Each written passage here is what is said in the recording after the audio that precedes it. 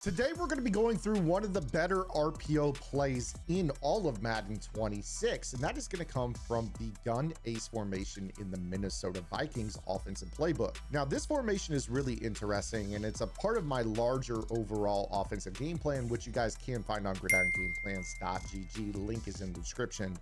But this formation is really interesting because it does have a quarterback run element. So I'm going to show you guys here in today's game how you can work the RPO game out of this formation along with the quarterback run.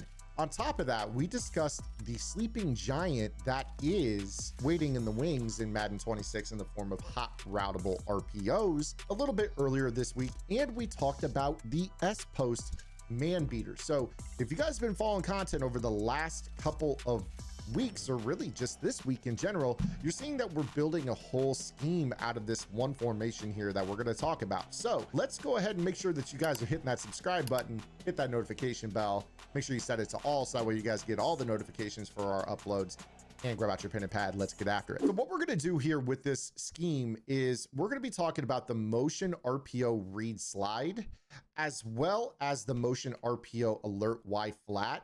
And we're going to mix in that motion with the quarterback zone. Now, one of the really cool things about this game is that you guys can do what is called double motion. So with this, we can start motion of a player. This will give us a lot of information in terms of a man zone tell. When you start this motion, if a guy follows, that's going to tell you that it's man-to-man coverage. A lot of times I don't like to use a lead blocker against man because he draws his defender with him to that side.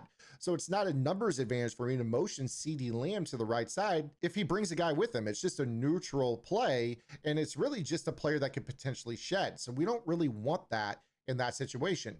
However, this player is the motion man that you will typically find in our RPO read slide. And this is really, really effective against man-to-man players. So what I want to try to do here is kind of illustrate how we mix these schemes together by coming out in the regular quarterback zone run and looking for a man zone tell. So in this example, I've called a cover 3 defense for this 4-3 look, which we're trying to match personnel where we got ace personnel. So chances are you're going to get heavier defenses 3-4 and 4-3 rather than nickel and dime. I'm still going to utilize motion as CD Lamb. And you see in this example, we get more of a slide. You notice that the guy that starts off following him stops, and then all the different zone defenders bump over as he motions to the right. So I will start this little motion of CD Lamb. If the guy runs with him the entire way, I will immediately cut bait on the motion. If he doesn't and he starts to slide, now all of a sudden I'm getting an extra blocker at the point of attack, and I can run this zone run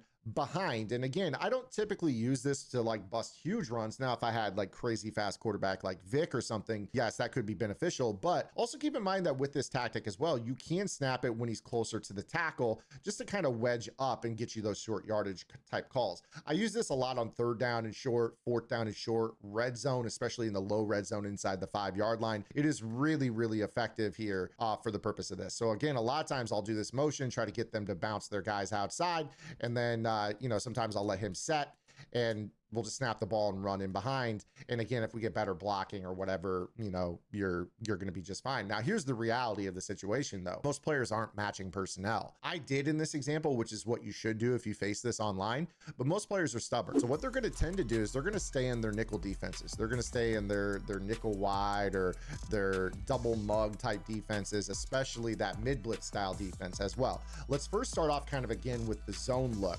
If they're in this double mug and I do this motion, oh, zone coverage, you know, I can still do this. And you see right here how effectively I can get to the outside and turn the corner. So this is really, really good at getting, you know, yardage against the thinner defenses, if you will, the nickels and the dimes of the world. Now, a lot of players, when they think, oh man, he's running a quarterback run, they start to kind of run blitz. One of the ways that they tend to react to this is to go to more of a mid blitz style. Again, with this, I'm still going to use this man zone tell, but in this situation, the guy's following, so I don't like this. Now, what I do is I tap the D-pad for this, because if you tap the D-pad left and right, it allows you to just kind of motion back and forth. This compared to holding the left analog stick, I get people that say, how do you do that quick motion? I can't do it. Well, the problem is when you do the double motion with this, it's really, really really you got to hold it more. To me, it works, but like the D-pad is just a better call for me. I double motion with the D-pad, especially when I'm doing hot route tricks. So like one of the examples I might do when I'm doing a double motion for hot routing purposes is like, let's say for whatever reason I want a slot fade on the outside, I might motion him and do a quick slot fade and then hit back on the D-pad, and now I've got a slot fade on the outside. You can kind of do this trick with, you know, either receiver and be able to get these routes on the outside. I'm not saying that that's something I would automatically call against man. I'm just giving you an example. You know, you can't rocket catch them though. They're pretty good against man. Again, this is a man zone tell situation with this quarterback zone.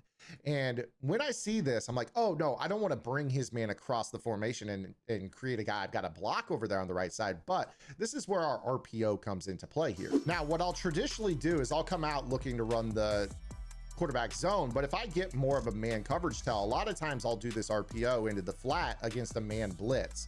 So I'll do that little quick motion. Oh, it's man. I'll check into this RPO because I know if it's a mid blitz, if I know if it's cover one, I know that I get leverage on this throw. It's just a simple schemed up throw. You know, it's not always going to be a pay dirt call, but again, you can just be super annoying and get them into zone coverage calls with this very, very effectively. So if they're playing mid blitz, if they're playing, you know, man press, if they're doing whatever, a lot of times the guy that follows this little quick motion can't really run with this route, and all they're going to rely on is, you know, a bad throw or a bad catch animation. You can't live in man-to-man against something like this, which is really, really beautiful. The other thing that's really valuable about this is that we also have this motion alert Y flat. Now, with man-to-man coverage in this motion alert Y flat, it's less likely that you're going to get the guy actually biting inside. This is one where the tight end actually goes to the flat. So you see that the guy that is man on the tight end isn't going to be able to make that play. So when I'm dealing with man, I much prefer more of this type of call. Okay. I just think it's a better call to be able to get this guy the ball in the flat. You see right here that I'm able to skirt up the field right there. Carlton Davis is actually, I think on my team at this point, 93 speed. So really quite quick. It might be 92, but again, quite quick for the purpose of this. Now, this is where this is going to get really fun for us, because one of the things about this play is that players are going to tend to go zone.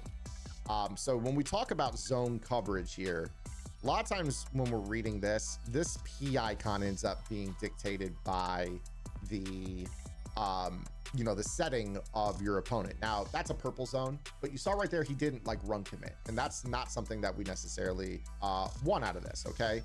But the cool thing about this RPO is that we do know, for what it's worth, that the hooks from our video the other day do tend to run commit. So one thing that we can do is do the same motion that I was talking about and put this guy on a post over the middle, and look at how the middle of the field ends up being wide open. Okay, now I didn't get a good throw right there. That kind of sets the tone for what I'm about to break down, because if you don't want to utilize that motion, but you know they're in zone and you don't want to really mess with people like that, just call the play RPO peak slant. So one thing I might do is, you know, oh, this looks like zone, but just to be sure, I'm going to do this quick little motion across, motion back. Okay, it was zone. The guy didn't, you know, chase all the way. It was more sliding. And then I think, all right, well, I know that if he runs this, if he's running zone, that the defender that is over the right slot in that hook is going to run commit, and I can throw the ball down the middle. Now, the player that you can impact is the P icon. So this is where this gets fun. Now, because I can't control what the P icon is doing, this is where we have to get a little bit creative, okay? So with this, you might say, all right, well, I'm going to do a quick motion out, put him on a slot, fade, motion him back. And now when I run this, I know that the guy's going to run commit, and I can throw the ball quick right at him for just a quick dot. Now, maybe that little quick throw kind of still in traffic, the P icon still impacting, is still not something you want to do. Again, we talked about any player that is on a route can be hot routed. So what you could actually do is put B on a fade, put right bumper on a return. And a lot of times with something like this, you see I got that cloud flat to kind of run commit. Boom, I'm able to throw the ball outside. So if I get a cover two defense, so many players, when they, you know, run cover two, that flat defender is going to end up, you know, committing there. Okay, and that's tough. Okay, the other thing you could do is just straight up put this guy out there in the slot. and say, all right, well, I'm going to run this knowing that that guy's going to kind of bite inside, and boom, now I'm getting Bowers into the mix. So you don't even really have to draw attention to the fact that this is an RPO. You could kind of just do a number of different things here with this. Now, would I recommend, playing around with motion of these guys? No, they're already on blocking assignments, so you can't really hot route them. Unfortunately, it's just not something that you're able to do. So you see right here, it doesn't really impact. You could, if you wanted to, maybe throw that quick screen to the outside though, kind of like a flat screen to the tight end if you want to get creative with it. Maybe that would be an option for you, where this guy will block whoever's in the flat, and then whoever's, in a hook is going to run commit. So you see right here, as we do this, look at that, boom.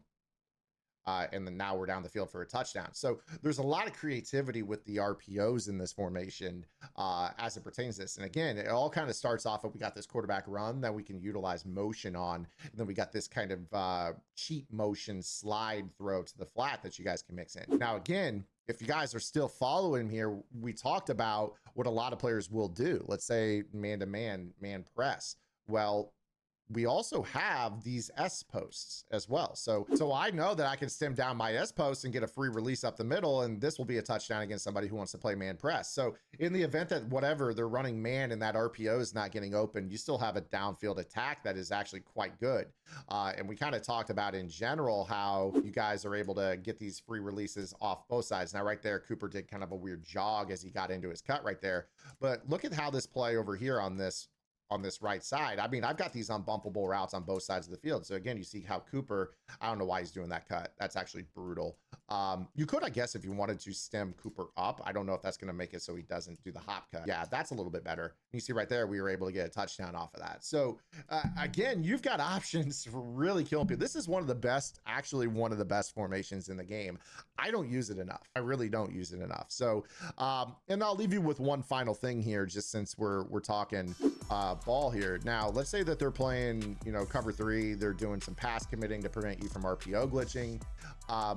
Again, we've got a one-play touchdown bomb ski here out of this too. So if they're in a cover 3 or, a cover 4 defense, this is our one-play touchdown bomb. So you see here, I got this check down. Boom, I hit this.